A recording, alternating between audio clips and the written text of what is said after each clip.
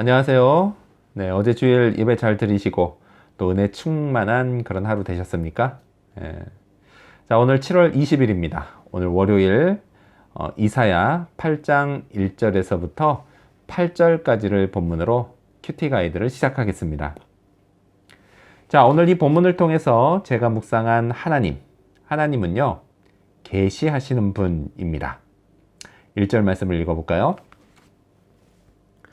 여호와께서 내게 이르시되 너는 큰 서판을 가지고 그 위에 통용 문자로 마헬 살랄 하스바스라 쓰라. 아멘.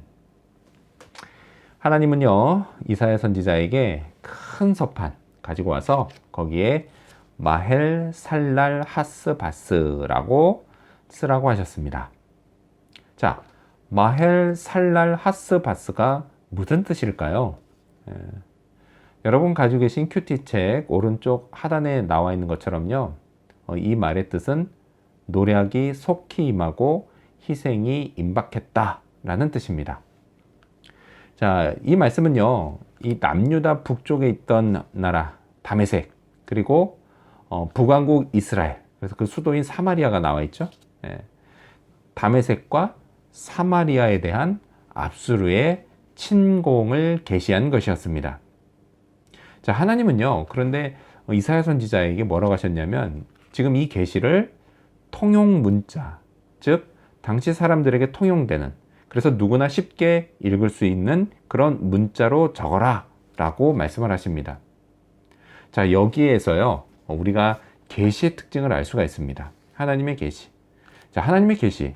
하나님은요, 사람들이 알 수 있게 계시하신다 라는 걸 우리가 발견할 수 있습니다.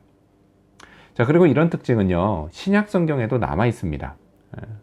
신약 성경을 기록할 당시에 사용된 헬라어가 무슨 헬라어냐? 몇 가지 헬라어가 있는데 그 중 하나인 코인의 헬라어입니다. 신약 성경이 코인의 헬라어로 기록이 됐어요. 자, 그런데 이 코인의 헬라어는 그때 당시 사람들이 그 물건을 주고 사고 팔고 할 때, 이런 상거래를 할 때 사용한 매우 일반적인 언어였습니다. 그래서 대부분의 사람들이 코인의 헬라어를 사용했고 알았어요. 통용 문자였습니다. 그러다 보니까 당시 사람들은 신약 성경에 게시된 하나님의 뜻, 그걸요, 쉽게 읽고 쉽게 이해할 수가 있었습니다. 자, 그런데요, 이런 건 오늘 저도 마찬가지입니다. 자, 하나님은요, 성경 번역을 위해서 헌신한 사람들을 통해서 오늘 제가 다양한 버전의 한글 성경과 그리고 영어 성경을 가질 수 있게 해주셨습니다. 그래서요, 저도 마음만 먹으면 얼마든지 한글 성경을 읽든 영어 성경을 읽어서 하나님의 계시를 읽고 그 계시를 이해할 수 있게 하나님이 해주셨습니다. 자, 그렇다면 오늘 이 본문을 통해서 제가 발견한 인간의 모습, 어떤 게 있을까요? 오늘은 공개적으로 증언하는 사람들을 볼 수 있습니다. 2절 말씀 읽어볼까요? 내가 진실한 증인 제사장 우리야와 여벨레기야의 아들 스가랴를 불러 증언하게 하리라 하시더니. 아멘. 자, 마할 살랄 하스바스를 계시하신 하나님, 그 하나님은요, 이제 또 우리야와 또 스가랴를 불러서 이 계시가 맞다는 걸 증언하게 하시겠다라고 말씀하십니다. 우리야 누굴까요? 자, 본문에 나온 것처럼요, 당시 남유다의 제사장이었습니다. 잘 알려진 사람이겠죠? 자, 그런데 이 스가랴는 사실 누군지가 확실치가 않습니다. 우리가 성경의 인물 중에 아는 스가랴는 대체로 소선지서를 기록한 선지자 스가랴를 잘 알고 있습니다. 근데 분명히 이 사람은 아니에요. 이 사람은 아닙니다. 자, 그런데 오늘 보면 여기 누구의 아들 이렇게 나오는 거로 봐서 이 사람도 분명 당시 사람들에게 잘 알려진 사람이었을 겁니다. 자, 2절의 말씀에 보면은 이 두 사람을 뭐라고 하죠? 진실한 증인이라고 합니다. 그래서 이 사람들이 진실한 사람처럼 이렇게 어감이 느껴지는데, 그렇다기보다는 사실 이 진실한 증인은 믿을 만한 증인, 이렇게 이해하는 게 좋습니다. 사람들에게 잘 알려져서 이 사람들이 말하면 사람들이 믿을 만한 그런 증인이었다라는 이야기예요. 자, 그리고 이 두 사람 우리야와 스가랴는요, 대중들 앞에서 이제 공개적으로 하나님의 계시가 맞다고 증언합니다. 물론요, 이때 당시에 남유다는 신정국가였습니다. 그렇기 때문에 공개적으로 이런 발언을 하는 것이 매우 일반적이었을 겁니다. 자, 그런데 저는요, 이런 모습을 보면서 오늘 이 시대의 모습을 생각하고 정말 안타까운 마음이 듭니다. 다른 게 아니에요. 자, 기독교 국가를 자처하는 나라들조차도요, 요즘은 대통령이나 총리가 성탄 시즌을 앞두고 공개적으로 메리 크리스마스라고 인사하지 않습니다. 뭐라고 하죠? 예, 해피 홀리데이, 행복한 연휴 되세요. 이 정도 이야기를 합니다. 예, 행복한 휴일 되세요. 이 정도로 인사를 해요. 다양한 종교를 가진 국민들, 그들을 배려한다는 이유 때문에 그렇게 합니다. 그런데 좀 솔직해지자고요. 솔직히 말해서는 국민들을 배려한다라기보다는 정치인으로서 그 국민들의 표를 의식하지 않을 수 없기 때문에 그렇게 하는 겁니다. 점점 더 공개적으로 하나님을 말하지 못하는 이 시대, 정말 걱정스럽습니다.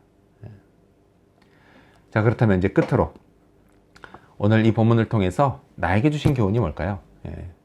제게 주신 교훈은 계시는 사생활에서도 증언된다 라는 것입니다. 자, 결혼한 사람에게요, 가장 사적인 삶의 영역을 꼽으라고 하면 그건 분명 부부의 성생활일 것입니다.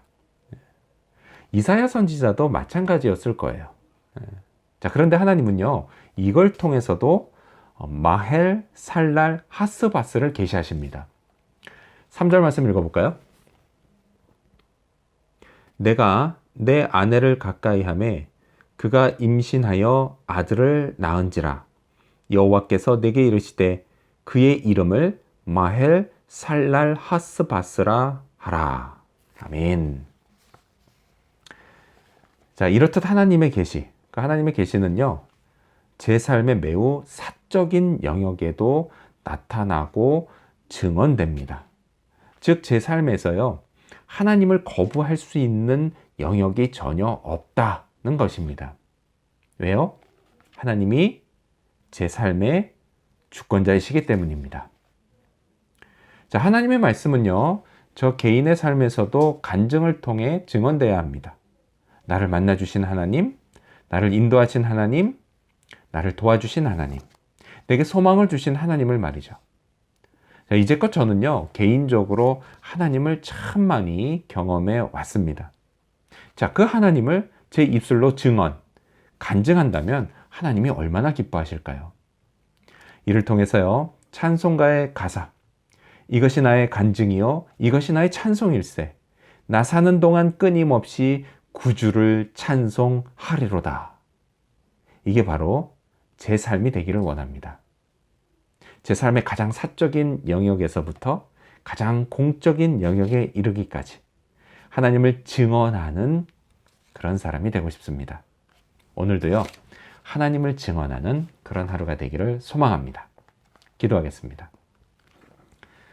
계시하시는 하나님 감사합니다. 하나님, 저의 모든 삶의 영역, 공적인 삶뿐 아니라 가장 개인적인 그런 삶의 영역에서도 하나님이 계시되시고 또 하나님이 나타나고 증언되기를 원하신다는 것 잊지 않게 도와주시옵소서. 나의 모든 삶이 하나님께 맡겨드리고 하나님이 주권자가 되심을 늘 고백합니다. 그렇게 내 삶을 통해서 하나님이 증언되고 간증되어 하나님께 기쁨이 되는 인생 살게 하여 주시옵소서.